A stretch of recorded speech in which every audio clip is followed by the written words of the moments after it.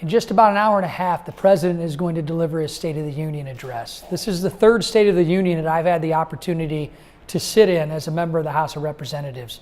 Thank you for giving me the opportunity to serve you in Central and Southwestern Illinois right here in Washington. Tonight's an important evening. We're going to hear from the President what his priorities are, what his vision for America is.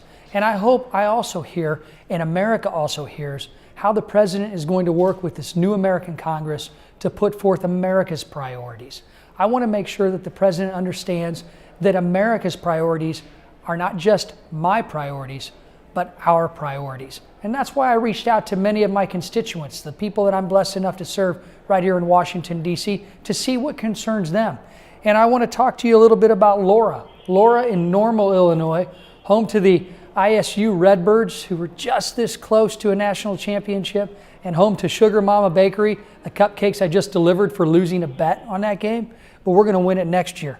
But Laura in Normal, she wants the President to focus on the budget. How do we reduce spending in Washington?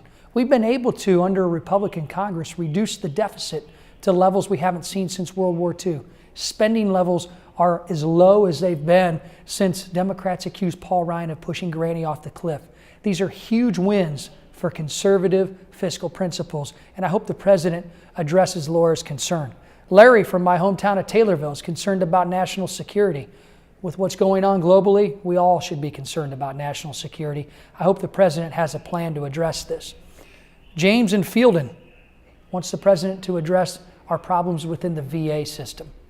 There's been no better example of incompetency within the bureaucracy than what we've seen with the VA and how they've treated our heroes. It's wrong, and the President needs to act and act now. Carl in Champaign-Urbana wants the President to work on transportation and infrastructure funding. And as a member of the Transportation Infrastructure Committee, I look forward to hearing the President's ideas, because Carl's right. We have to address our crumbling infrastructure. These are your priorities in the 13th District of Illinois, and these are America's priorities.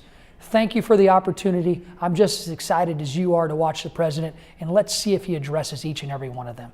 Thank you and good night.